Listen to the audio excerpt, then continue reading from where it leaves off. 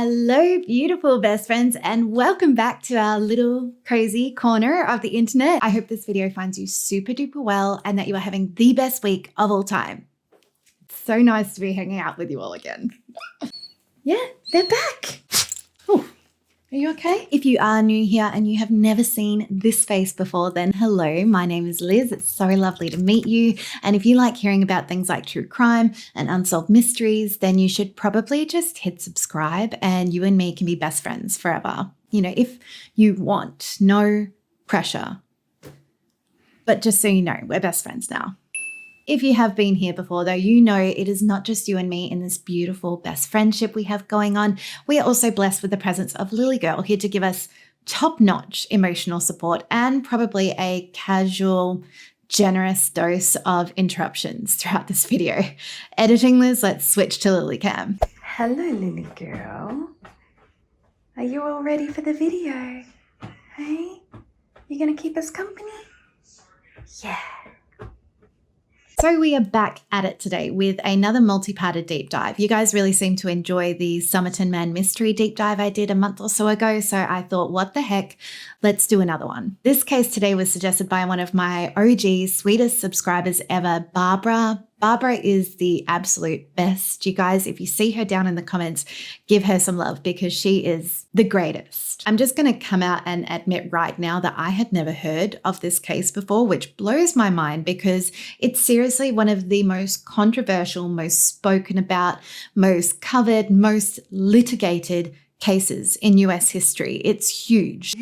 So I don't actually know if this is going to be a two-parter or a three-parter series yet. I know I am super organized, but we are just going to go with the flow and see where this case takes us. In this series, we are going to be exploring the McDonald family murders. And I know a lot of people who clicked on this video are here because you know about the case, you know a lot of the details, you know all of the ins and outs, and I really hope I do you proud. But for those of you who haven't heard of this case, I need to give you a warning from the get-go that this is an extremely heavy one. We are going to be talking about some very brutal murders, including that of young children. Like, I am wearing this big soft jumper today because I literally need to sap comfort from it while talking about this case. And while I do, of course, promise to be respectful when talking about these murders, I won't really be able to gloss over a whole lot because the details of the murders are really important to what happened later. So please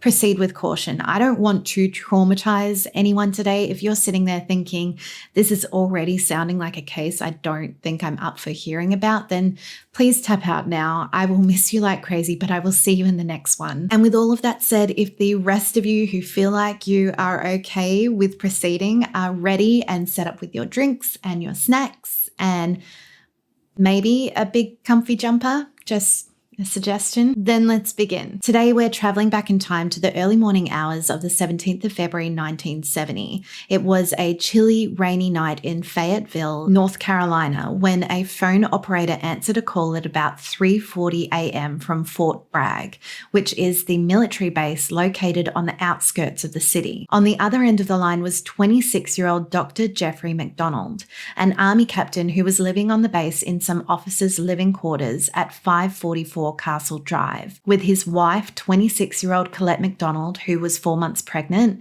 and their two young daughters, 5-year-old Kimberley and 2-year-old Kristen. Jeffrey told the operator that he needed help, that multiple people in the house had been stabbed, and to send military police, a doctor, and an ambulance immediately. About 10 minutes later, when the military police, or the MPs, as we'll be referring to them, arrived on the scene, they found the apartment dark, the front door was locked, and no one was answering despite them knocking multiple times. So they went around the back of the house and they found the rear door wide open. Once inside the apartment, the first thing these MPs saw was that there was blood everywhere. There was blood on the floors, on the walls, on the ceilings, just everywhere. And the first room they came to was the master bedroom, where they found Jeffrey MacDonald laying on the floor next to his wife Colette, with his arm protectively reached around her blood-soaked body. A lot of the MP's first thought was that they had stumbled into the aftermath of a murder-suicide, but as they approached, Jeffrey stirred. They realized he was still alive, and he managed to get out the words, Check on my kids. I heard them screaming. An MP quickly got to work giving first aid to Jeffrey, who was going in between drifting in and out of consciousness and struggling against this MP, trying to get up and check on Colette and the girls. And when he was conscious, he was also murmuring about 4 intruders that had broken in and attacked his family. It was only when the MPs assured Jeffrey that his family was okay that he kind of gave in and was wheeled away to an ambulance that immediately took him to the hospital to receive treatment for his injuries. Among his injuries, Jeffrey had blunt force trauma to his head, resulting in a couple of lumps. He also had multiple puncture wounds, scratches, and cuts to his arms, chest, and stomach, and also a deep gouge on his abdomen. But his most serious injury was a puncture wound to his right side between his ribs, which was deep enough to have pierced his lung and caused it to partially collapse. Luckily, doctors were able to quickly get Jeffrey into a stable condition, and the MPs were able to come in and start asking him questions about what had happened that night. Jeffrey said years later during this questioning, all of the MPs gave him the impression that Colette and the girls were fine. It wasn't until he was being treated by a fellow doctor who happened to be a friend of his, and he once again asked after his family, that the doctor gave him a look and said, "You mean you don't know?" Because while Jeffrey's injuries had all been relatively easy to treat and he was going to make a full recovery, this was never going to be the case for Colette, Kimberley, and Kristen. Now, before we go back and revisit the crime scene and get into the horrors that occurred in the apartment that night, we're going to learn about the McDonald family. We're going to learn about who they were and what events led them up to this point. Jeffrey was born in New York on the 12th of October 1943 to his parents Joseph and Dorothy MacDonald. The year 1943 is arguable here though, because while Jeffrey swears he was born in 43, his mother said he was born in 42. So either one of them was confused or Jeffrey is being cheeky and trying to shave a year of his age. Jeffrey had an older brother named James and a younger sister named Judith, and as a child, his mother described him as having a sunny disposition, as agreeable and kind, and just in general being a well-adjusted, well-rounded little boy. Jeffrey grew up on Long Island, New York, and his family didn't have a whole lot. His father, Joseph, was definitely a strong disciplinarian type, and while it said he was never violent towards Dorothy and the kids, he did tend to demand excellence and obedience from them. And living up to these high expectations from his father was apparently something that Jeffrey strived to do. During his years at Patcho High School, it's almost cliche how perfect Jeffrey managed to be. He was friendly, outgoing, handsome, and extremely likable. Jeffrey was president of the student council. He was voted not just most popular, but also most likely to succeed by his classmates. He was the star of the football team. He was voted king of his prom. Like, I could go on, but you get the idea. Ladies, just imagine your teen heartthrob for a second. Like, calm yourself. For me, it is Freddie Prinze Jr. Hashtag FPJ all the way, every day. Like, FPJ was where it was at for teenage Liz. And Jeffrey MacDonald was like the FPJ of his high school. My God, I miss Freddie Prinze Jr. But yeah, I think we have solidly established that Jeffrey MacDonald was living his best life, essentially being the personification of the American dream. And it was actually at Patcho High School that he met his future wife, Colette. When asked in later years, Jeffrey would look back and say that he was in 8th grade when he first saw Colette walking down the hallways of the school with her best friend. And Jeffrey said he was initially attracted to both of them because, being the dreamboat he was, Jeffrey was of course a bit of a ladies' man, but Colette herself just stood out to him. And 2 weeks later, they had struck up a friendship and he was asking her out to the movies. Colette was born on the 10th of May 1943, also in New York, to her parents parents Edward and Mildred Stevenson. She had an older brother named Robert who went by Bobby, but despite, of course, absolutely adoring her little boy Bobby, Mildred had always desperately wanted a little girl. But unfortunately, she had a really hard time of it. Mildred suffered multiple miscarriages and stillbirths, and she gave birth to one baby that survived a month before passing away. Like, really heartbreaking stuff. And she named all of these babies Colette. Our Colette, the Colette that would go on to be the wife of Jeffrey MacDonald, was Colette number 3. So to say that Colette was wanted and loved and cherished by her family, especially by her mother Mildred, I just don't think you could make a bigger understatement. Colette was overwhelmingly described as gentle. That's the one word that came up multiple times when I was learning about her. She was also said to be funny and lighthearted and intelligent. And she seemed to have a relatively normal childhood until tragedy struck when she was about 11 years old, when her father committed suicide by hanging himself from one of the rafters in the garage of the family home. Edward's death was, of course, just completely devastating to the Stevenson family. But just a year later, Mildred met a man named Alfred Kassab, and they fell head over heels in love. Alfred, or Freddie as he was known, treated Colette and Bobby as if they were his own children, and Colette just loved him. Mildred and Freddie were married within a year of meeting, and so it was Freddie that really got to know Jeffrey when he and Colette started dating when they were both about 14 years old.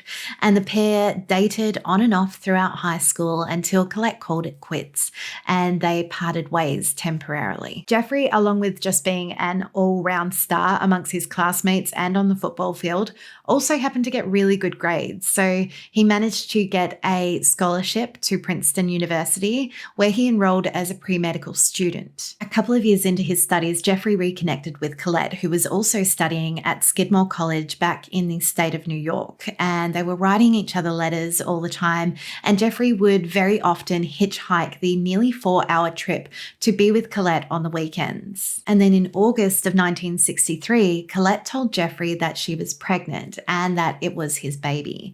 And Jeffrey had been dating other women during this time, but when Colette told him she was pregnant, he went to her parents, Mildred and Freddie, and asked them for permission to marry her. And everything moved very quickly from here. Jeffrey and Colette were married on the 14th of September 1963 in New York, and Colette gave birth to their first daughter, Kimberley Catherine MacDonald, on the 18th of April 1964. The next few years were pretty full on, to say the least. Like, life was hectic.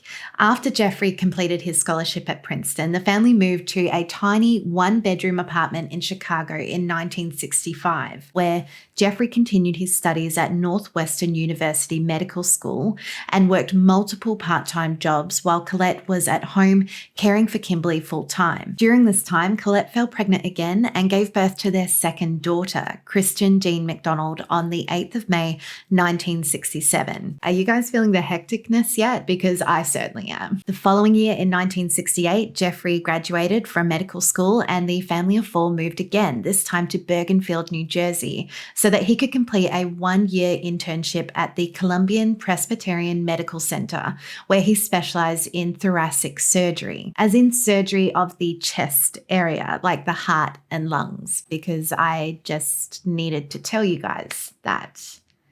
Whatever, I had to look it up, okay? Jeffrey later described this year, his internship year, as horrendous. And it really does sound like it was a rough year. Jeffrey was often working 36-hour shifts with just 12 hours at home.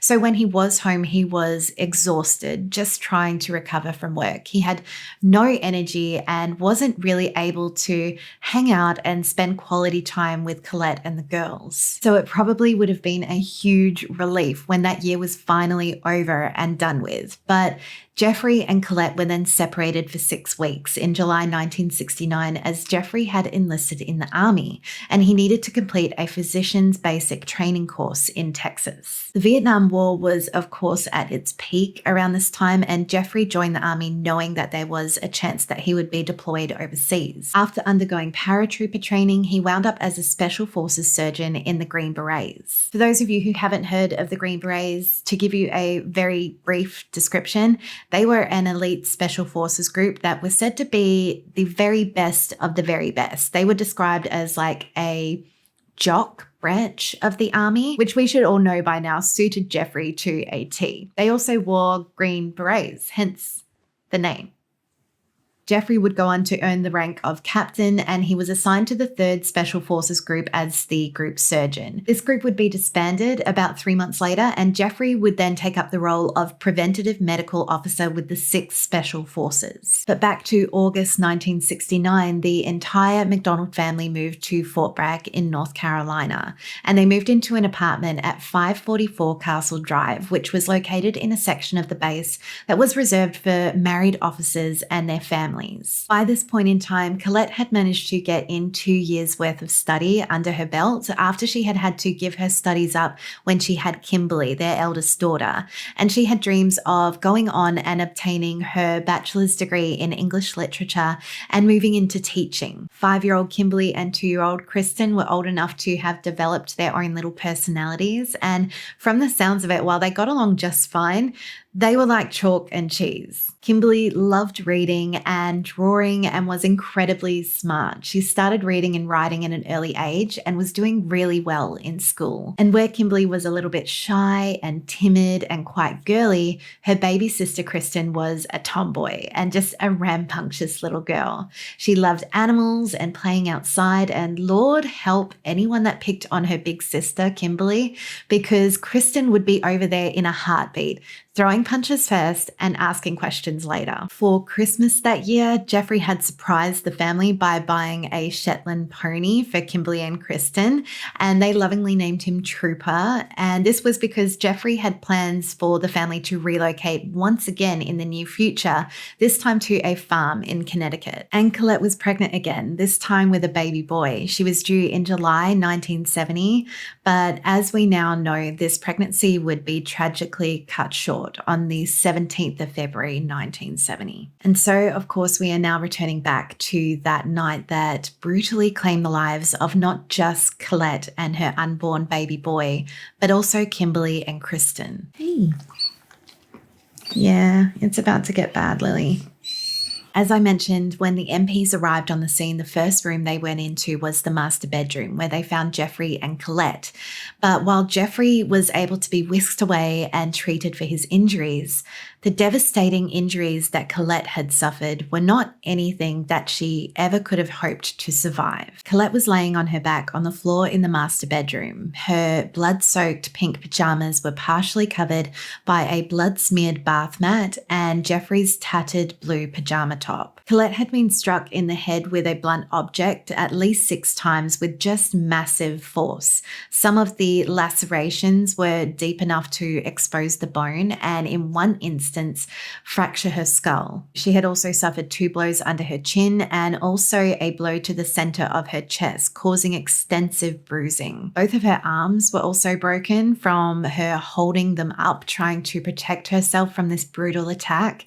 And on top of all this, she also had 16 deep knife stab wounds to her neck and chest, and also 21 puncture wounds to her chest. Above where Colette was lying on the headboard of the bed, the word pig had been scrawled in what was later determined to be Colette's blood. There would be no fingerprints found in this blood, and it was later determined that whoever wrote it had been wearing a surgical glove at the time, fragments of which were found in the bed and on the master bedroom floor. The MPs then moved on to the girls' bedrooms just down the hallway. Kimberley was found lying on her side in her bed, and she had been struck in the head with, again, just devastating force with a blunt object at least 3 times. As a result of this blunt force trauma, her skull was fractured in 3 different places, and she also had a fractured nose and a fractured cheekbone. As well as these injuries, Kimberley had also suffered multiple deep wound stabs to her neck,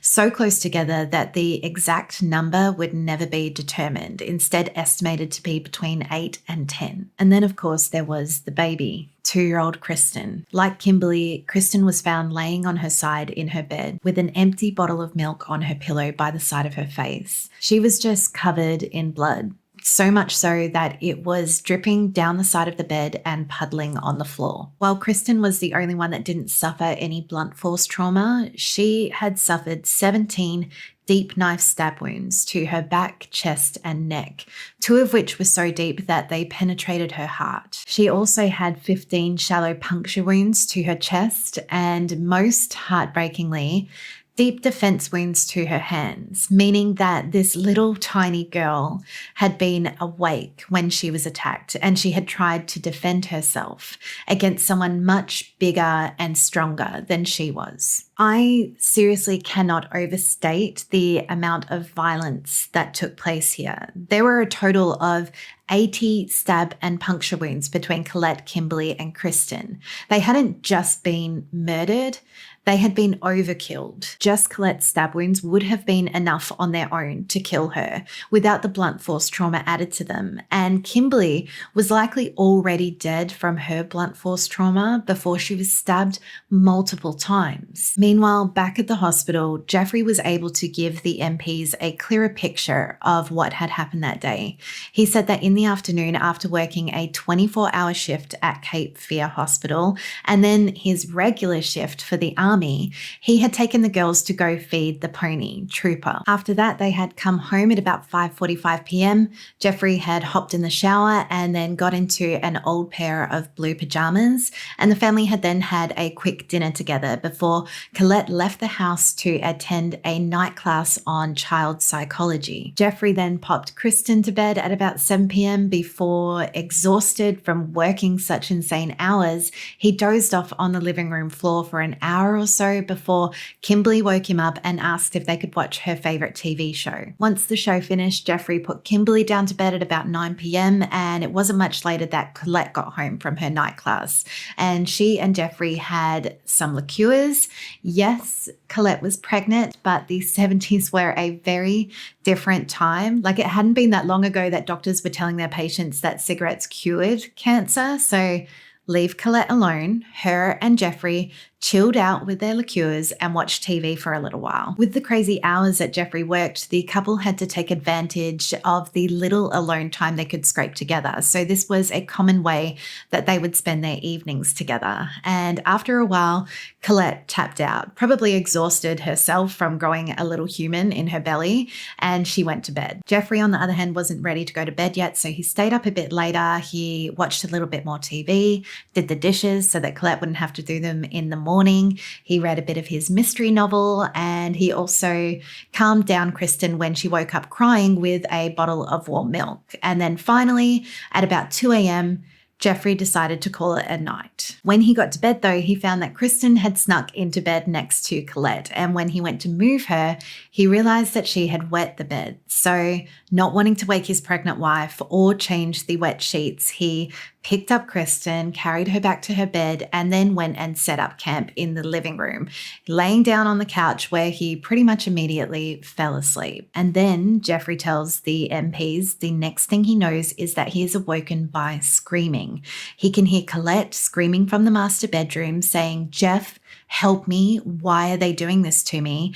And he can hear Kimberley screaming from her bedroom, just screaming, "Daddy, daddy, daddy," over and over again. And when Jeffrey's eyes fly open, he sees 4 figures surrounding him in the living room.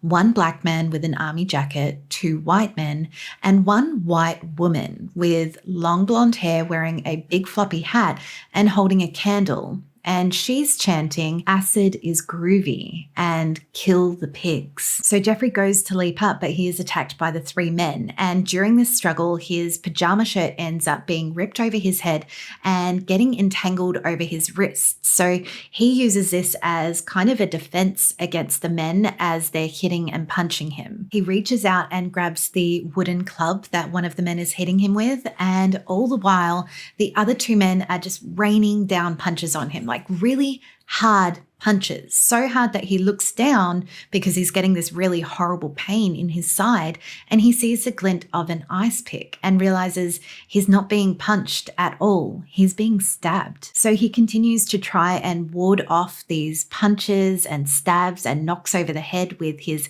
PJ top still entwined over his wrists, and this whole time he can still hear his family screaming in the background. At some point during this attack, Jeffrey says he passes out. And when he comes to later, he has no idea how much time has passed. He just knows he's freezing cold and that he's slumped in the hallway that leads from the living room to the back of the house where the bedrooms are. And while he's laying there slowly coming out of this daze, it suddenly comes back to him what happened. But now the intruders are gone and it's dead quiet. So he jumps up and goes to the master bedroom, and that's where he finds Colette laying there with a knife sticking out of her chest. And he feels for a pulse, but he can't find one, and he can see she's not breathing either. So he removes the knife and throws it to the side, and he puts his pajama top over her to keep her warm in case she's going into shock. And he attempts to give her mouth to mouth, but the air he's blowing into her mouth is just coming out of the stab wounds in her chest. Jeffrey then goes to check on the girls, and he finds them in their beds with just blood everywhere. So he then goes and makes that emergency phone call, and technically he actually makes 2 phone calls, one from the phone in the bedroom and then a few minutes later from the phone in the kitchen. Meanwhile, he's so cold that his teeth are chattering, he's struggling to breathe, and he thinks he might be going into shock. So after doing a couple of rounds of the apartment, he finally lays down next to Colette and waits for help to arrive. Now, this case immediately received a big amount of media attention because if you haven't picked up already, there were a lot of eerie similarities between these murders and the murders of the 26-year-old actress Sharon Tate and 4 others by the Mcdonald family, which had occurred just 6 months earlier. Firstly, just like Colette and the girls, Sharon Tate had been overkilled. She had been stabbed 16 times, just 5 of which would have been enough to kill her. But despite this, she had also been slashed twice and then hung by a rope from a rafter in the house. Also, like Colette, Sharon had been pregnant at the time of her murder, but the most striking connection between these crimes was that just like on the headboard in the master bedroom of the MacDonald home, the word pig had been scrawled in blood on a door in the house where the Manson murders took place. And while Jeffrey has said in later years that he never personally used the word hippies to describe the intruders that murdered his family, as soon as news broke of the murders, hippies was the word that was plastered all over the media coverage of the case. And it's what police were looking for, right? A group of drugged out, violent hippies. And there was no shortage of hippies in Fayetteville either, which was commonly referred to as Vietnam at the time because of the large number of Vietnam veterans in the area, a lot of whom had come home from the war with very serious drug addictions. Like, it's believed that of the 40,000 men stationed at Fort Bragg, about half of them were addicted to drugs like meth and heroin. These are the composite sketches of the intruders Jeffrey described that were released to the public. And the police were out there just rounding up groups of hippies off the streets of Fayetteville and bringing them in for questioning to determine if they had any connection to the murders of Colette, Kimberley, and Kristen. Meanwhile, back at the crime scene, the CID swooped in to begin their investigation into the murders. And for those of you not familiar with the case or living outside the US, sitting there like, what is the CID? Are they related to the MIB? Good question, but no, they are not. The CID is the US Army's Criminal Investigation Command, and they are in charge of investigating felony-level crimes that the US Army is or may be a party of interest in. And so it was the CID that were going to be in charge of investigating the Mcdonald family murders. And it was while the CID investigators were looking around the crime scene that they quickly came to the conclusion that Jeffrey's version of events was not gelling at all with the evidence they were uncovering there. The first moment that got their spidey senses tingling was when they looked at the living room, where Jeffrey had said that this huge life or death struggle had taken place between him and the intruders. Because yes, while it did at first glance seem that there had been a struggle in the living room, I mean, there was a coffee table that had been flipped onto its side and a flower pot that had been on the coffee table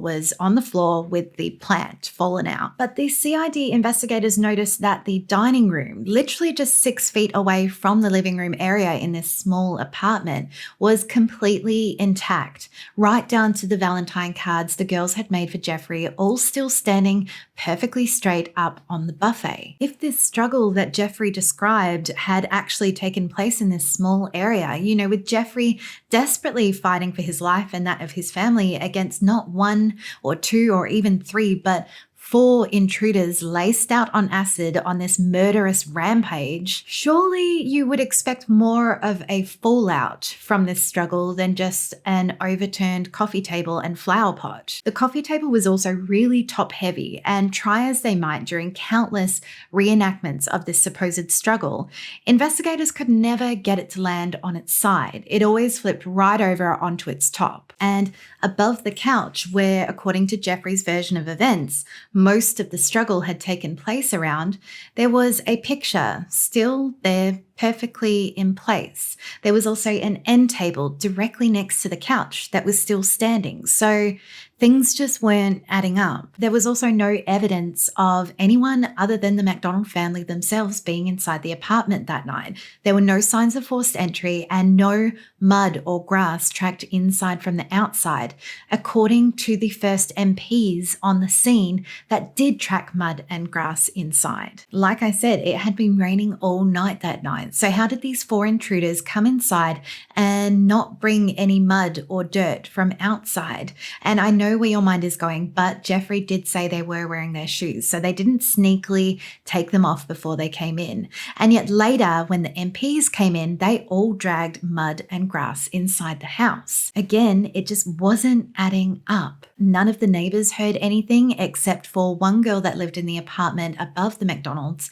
who said at some point in the evening she heard Jeffrey either laughing or sobbing hysterically. And the neighbor's dog that would bark at the slightest hint of anything or nothing never let out a peep until the MPs arrived on the scene. When investigators searched the backyard, just outside the back door, they found a wooden club with blood on it, just like the one Jeffrey said he had gotten a hold of during the struggle. And just under a bush laying side by side, they also found an ice pick and a knife. The position these weapons were in, it wasn't like the intruders had just dropped them when they were fleeing the scene. It was more like someone had thrown them outside while standing just inside the back door. So taking all of these little details into account, plus, to be frank, the pretty measly injuries he had sustained when compared to his family. I mean, Jeffrey did have a partially collapsed lung, but every hospital record says that this was definitely not a life-threatening injury.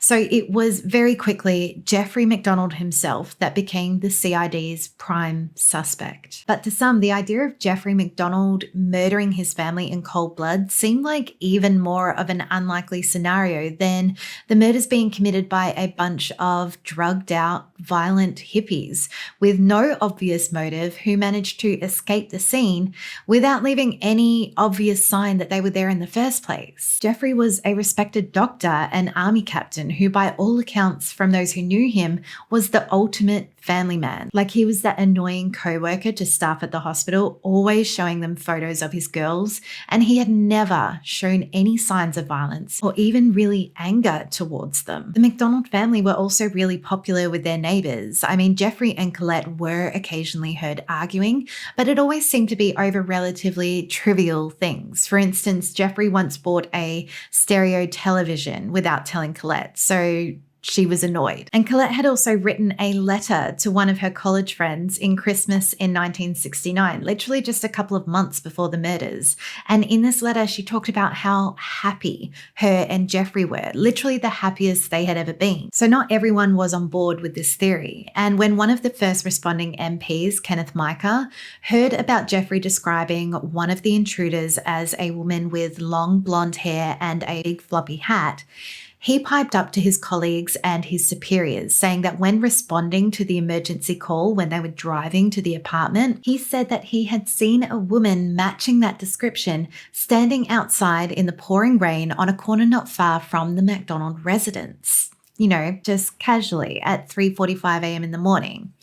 As you do. And when a Fayetteville narcotics detective, Sergeant Prince Beasley, heard about Jeffrey's description of this woman, someone immediately came to his mind. One of his informants, a young 17-year-old girl named Helena Stokley. Helena was heavily involved in drugs, but Detective Beasley had kind of taken her under his wing, and in return, Helena had given him tips that assisted him in the arrests of anywhere between 200 and 500 drug users and dealers. I mean, she was admittedly high as a kite when she was giving these tips, but Beasley didn't seem to mind. Now, as you saw from the photos, Helena had dark hair, not long blonde hair like the woman Jeffrey described, but Helena was in the habit of borrowing her roommate's long blonde wig and her big floppy hat. And when Detective Beasley tracked her down and asked her where she had been that night, Helena said that she had been on drugs, specifically mescaline, and that she had no real recollection of what she had done that night.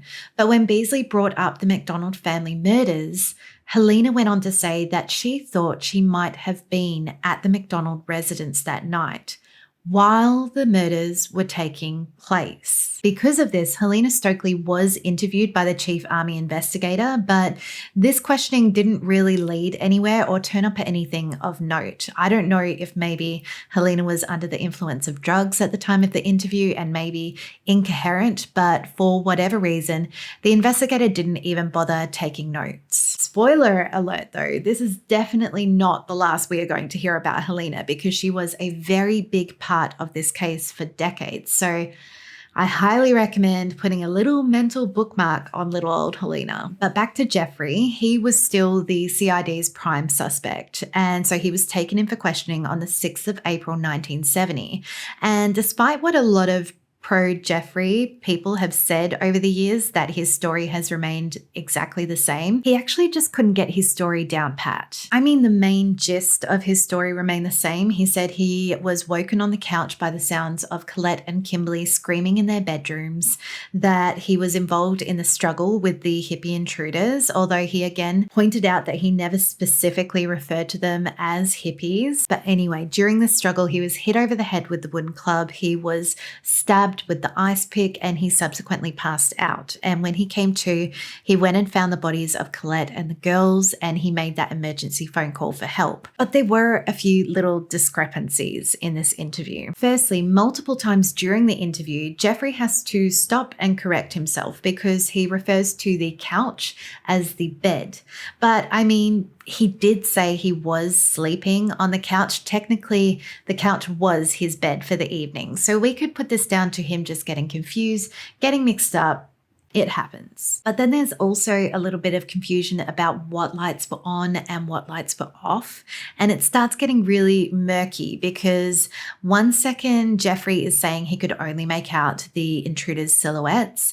And the next he's giving very detailed descriptions of one of the men's jackets and the woman's boots. But also, according to his own story, Jeffrey wasn't wearing his glasses that he needed to correct his poor vision. So investigators are left wondering how exactly it was that he was able to make out these fine details of the intruders. But it's when Jeffrey gets to the part after he discovered the bodies that things get really muddled, because he keeps talking about these rounds he was making of the house. During these rounds, he put the pajama top on Colette and the bath mat, and he attempted to give her mouth to mouth. He checked the girls' pulses and attempted to give them mouth to mouth.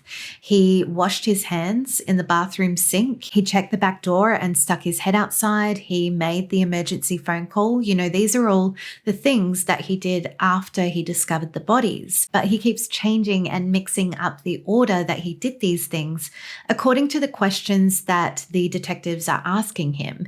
And he also can't explain how these 4 intruders, at least 4 intruders, might I add, because while he was in the living room with the 4 that he could see, Colette and Kimberley were screaming in their bedrooms, assumably being attacked by other intruders. But he can't explain how this group broke into the house, went on this big acid-fueled murderous rampage, and then managed to leave no trace of evidence that they were there. And so Jeffrey MacDonald was formally charged a few weeks later with the murders of his family, and a couple of months later, on the 5th of July 1970, an Article 32 hearing commenced. And FYI, if you have never heard of an Article 32, like me, I had never heard of it.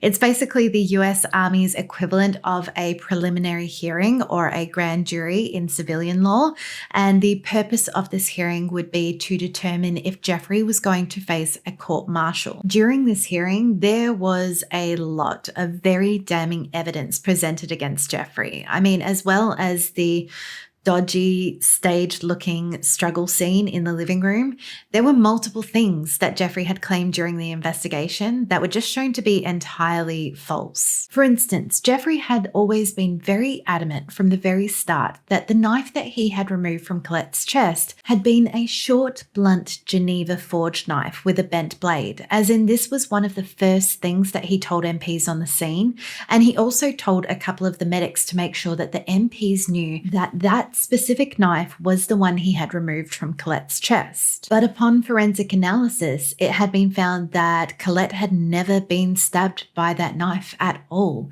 She had been stabbed by the ice pick and a completely different knife, an old hickory knife that had been found next to the ice pick outside. Jeffrey had also said that he didn't recognize the wooden club that was found outside the back door, the same one that had been used to cause that devastating blunt force trauma to Colette and Kimberley, but the club was later found to be cut from a slat under Kimberley's bed, and it had paint on it that had been used around the house. But the most devastating evidence against Jeffrey, though, was the blood evidence, because by some weird genetic anomaly, every member of the McDonald family had a different blood type. Jeffrey himself was type B, Colette was type A, 5-year-old Kimberley was type AB, and 2-year-old Kristen was type O. So all of these different blood types pretty much spelled out a map for investigators to follow of every family member's movements that night and where they had sustained their injuries. And unfortunately for Jeffrey, all of that blood was telling a very different story to the one he was telling. Contrary to Jeffrey's account, in which Kimberley had been murdered in her bedroom where her body had been found,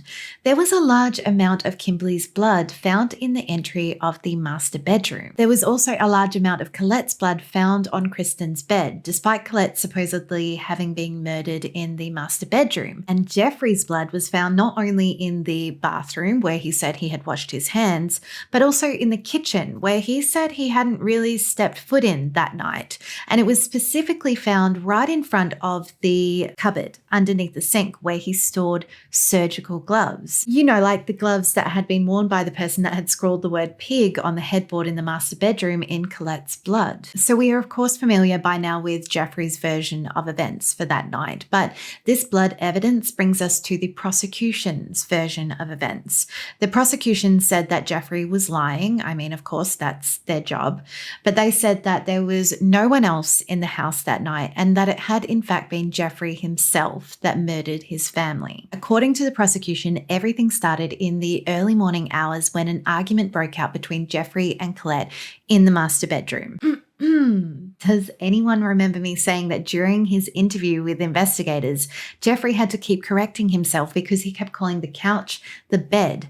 Was this because he wasn't standing anywhere near the couch like he claimed, and he was instead standing by the bed in the master bedroom? Anyway, we of course don't know what this argument was about, but the prosecution suggested that it was triggered by Kristen wetting the bed, something that was a reoccurring problem, and one that both Jeffrey and Colette had very different ideas of how to deal with. But this argument went from heated to completely out of control and got violent. Jeffrey Jeffrey may have thrown a punch at Colette, and in retaliation, she may have hit him in the head with a hairbrush found in the bedroom, causing the bruising to his head. But whatever happened caused Jeffrey to just fly into this blind rage, and he grabbed the wooden club, which was in the master bedroom because it was propping up one side of their bed, and he started using it to beat Colette. Lending weight to this theory that a struggle had actually broken out in the master bedroom rather than the living room like Jeffrey claimed was the fiber evidence from Jeffrey's blue pajama top. If you remember, Jeffrey had claimed that his PJ top had been ripped over his head and had ended up entangled over his wrists, and he had used it to ward off attacks from the intruders in the living room. But there were no blue fibers found from the pajama top in the living room. There was an abundance of these blue fibers, however, found in the master bedroom, where this alleged argument between Jeffrey and Colette had taken place, including on the floor underneath Colette's body, which is weird because, according to Jeffrey, the pajama top only made its way into the master bedroom after Colette was already laying on the floor, when he had placed it over her to keep her warm and ward off shock. Weird. And so the prosecution said that it was actually during this argument/struggle in the master bedroom between Jeffrey and Colette that the pajama top got ripped. And this fight woke up Kimberley, who came to the entry of the master bedroom, potentially to try and protect her mother. And it was at this point, either by accident or with intention, that Jeffrey hit Kimberley in the head with the wooden club, resulting in the large amount of her blood being found there. Jeffrey then left Colette beaten and bloody on the bedroom floor and gathered up Kimberley in some bed sheets and carried her back to her bed, where yet more blue fibers would be found. He then went and sat on the couch with realization and panic slowly sinking in. He had just murdered his pregnant wife and his baby girl. On the coffee table in front of Jeffrey, there happened to be a copy of Esquire magazine, which was smudged with Kimberley's blood.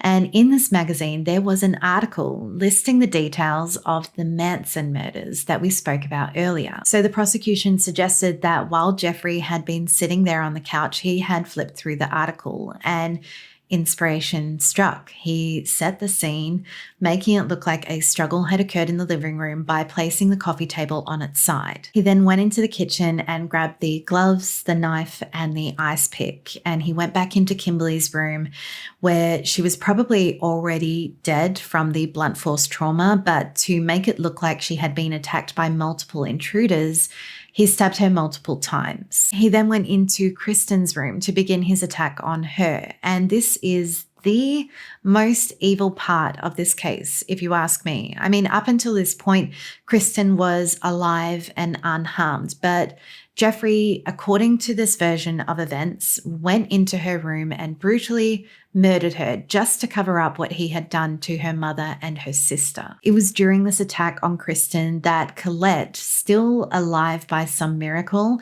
stumbled in to try and protect her. And Jeffrey hit Colette in the head with the wooden club again, resulting in her falling onto Kristen's bed and leaving the large amount of her blood that investigators would find there later. After this, Jeffrey carried Colette back to the master bedroom, leaving footprints in her blood leading out of Kristen's room, and unwittingly placed Colette on the bedroom floor on top of all of those pesky blue fibers left there from the original struggle. Jeffrey, of course, realized that to pull this off, he would need to make it look like he was attacked as well. So he placed his blue pajama top over Colette before he stabbed her multiple times with the ice pick. And after this, he used Colette's blood to scrawl the word pig on the headboard using his gloved fingers. At some point before he called for help, Jeffrey then went to the bathroom and carefully self-inflicted his own wounds. And again, I would like to remind you that at the beginning of this video, I said that Jeffrey had specialized in thoracic surgery during his internship. It's almost like he would have known exactly where to stab himself to cause a semi-serious injury without actually endangering his life. Just saying. Jeffrey also at some point tossed the weapons outside the back door and flushed his gloves down the toilet. And then with his entire family now dead and satisfied that it looked like a group of Manson-esque hippie intruders had broken in and murdered them, Jeffrey made that phone call for help. So that is some pretty damning evidence there. I think you will have to agree. Quite literally, all of the evidence at the crime scene pointed the finger directly at Jeffrey MacDonald as being the one that had murdered his family. Open, shut case. But no, apparently not, because on the 13th of October 1970, 8 months after the murder had taken place, the Article 32 hearing came to a close and all of the charges against Jeffrey MacDonald were dismissed. He was found not guilty. Totally crazy. Like, how did this happen? But I promise you guys, this is definitely not where this case ends. In the next part of this series, we are going to be discussing the seriously botched investigation into the murders of Colette, Kimberley, and Kristen. We're going to be talking again about Miss Helena Stokley and how she managed to so thoroughly entangle herself in this case. We're going to be talking about the massive publicity this case received and how that publicity may have affected the actual outcome of the case, and just a whole bunch of other things. Because like I said, this case is huge. While so much has already happened, we have barely scratched the surface. Trust me. So remember to hit subscribe and hit the bell so that you get a notification when the next installment is out, because trust me, it is going to be wild. Are you here to say bye, Lily? No, they're over that side. They're that way. Lily, on the one case we needed it, you gave us like no Lily breaks. What are you doing? Thank you so much for hanging out with me and Lily today. We really appreciate it. I hope you enjoyed this video, and me and Lily will be counting down the hours until we see you in part 2. Bye.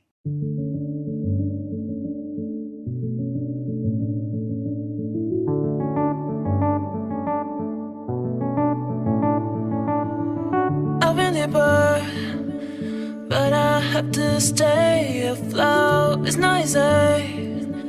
Be a person you